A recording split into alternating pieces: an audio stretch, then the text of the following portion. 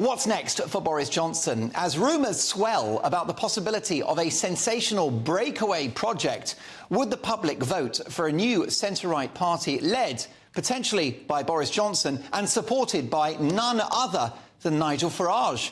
This morning on Camilla Tominay's brilliant Sunday morning show on GB News, Nigel invited Boris to join forces. Here's what he had to say. The good side of Boris, of course, is... just look at today's newspapers. Yes. He's very good at dominating news. Yeah. He does have personality. He does make people smile.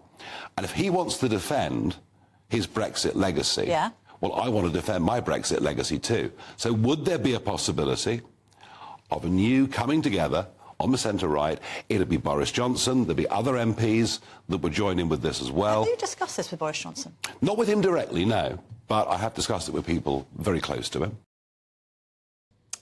Well, let's get the views of tonight's newsmaker, former government minister, best-selling author and television personality Anne Widdecombe. What do you think, Anne? Boris and Farage, the dream team? Jolly good idea, though I don't necessarily think that it should be Farage second to Boris. What about Boris second to Farage? Don't know. But yes, I mean, on a more serious note, I do think it's a very good idea. There is now a very large splintering of the centre-right. We've got some who are sticking with the Tories in Parliament but don't like any of it. We've got parties like Reclaim and Heritage and all the rest of it. We've got the big one, which is Reform. And I think it would be a very, very good idea. The Conservatives need challenging. They've lost their way. They've become a high-tax, high-spend party. There's very little difference between them and Labour. And I think they need a big challenge, and there would be nothing like that challenge as a formation of another party which was credible and had big people in it. If that were to happen, Anne, I'm pretty sure that Reform UK, who you're supporting, would be part of that picture. They would collaborate, surely. Or indeed, the new party would collaborate with Reform. I mean, I think it's Reform that's led the way and is, of course, based on what was first called the Brexit Party, which delivered Boris that majority. He was never grateful for it. He never gave us any credit for it, but we delivered him that huge majority. And I think that we could do a very great deal. We're going to contest every single seat in the next general election. That's very significant. We didn't do that as the Brexit Party. We're going to do it next time. I think that's significant. This is people's chance now. Do you want a new sort of politics in Britain? Anne Widdecombe, Rishi Sunak is presiding over a party at war. Can he ride out the current storm?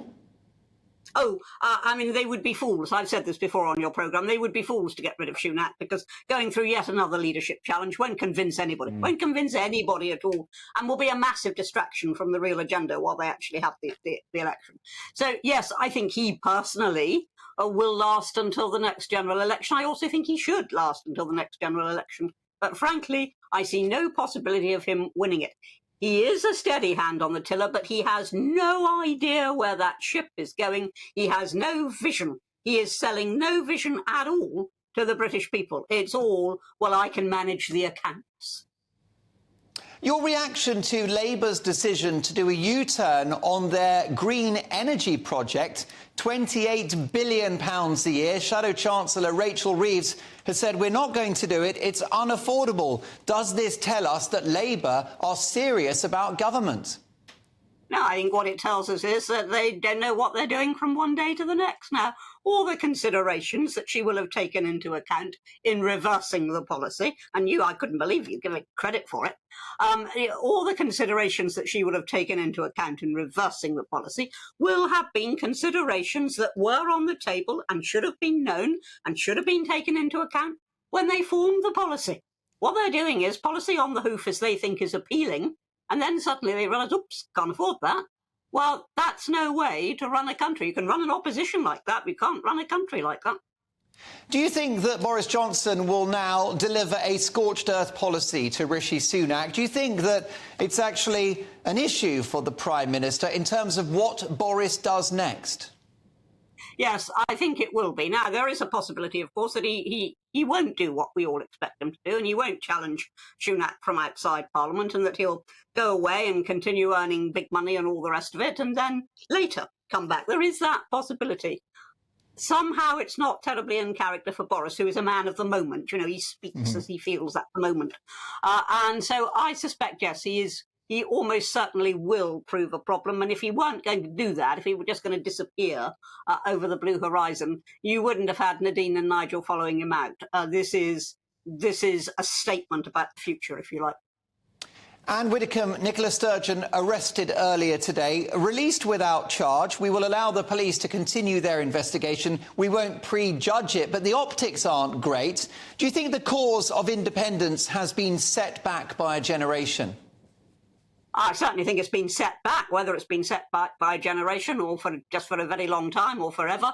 I couldn't possibly say. I think it has been set back, but I think also indirectly this is going to have an adverse impact on Rishi Sunak, because the only beneficiaries from a collapsing SNP in Scotland will be Labour. Yeah. And therefore, you know, they'll pick up seats in Scotland. That will help them to win the majority at the next general election. So it's actually, if the SNP declines, perversely, that is bad news for Rishi Sunak, even though every single Conservative would like to see them decline. Well, yes, and that's the point about the collapse of the SNP, or at least their current travails. That's the point about the Tory civil war. There's only one winner, and it is Sir Keir. Yes, it is. But you see, we bought into this argument at the last general election, and everybody said, oh, don't stand, you know, against Conservatives because we'll end up with Jeremy Corbyn, which was a terrifying prospect. And we bought into that. And the net result was that we didn't actually get Brexit. We got Brexit in name only. We got a huge betrayal of Northern Ireland. We have high taxes. We have none of the things that we were actually promised.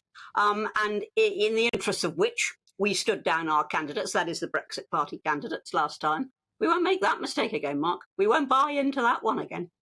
And how do you think Friday's drama with Boris's announcement that he's stepping down as an MP will impact the result of the next election? Could it be a decisive moment, or had the Tories lost it already? As I've said numerous times to you, Mark, the Tories have lost this, and they show no sign whatever of regaining any initiative, largely because Rishi doesn't have a vision. And he certainly doesn't have charisma. He has mere competence. In this situation, that's not enough. In some situations, it is. But in this situation, that is not enough.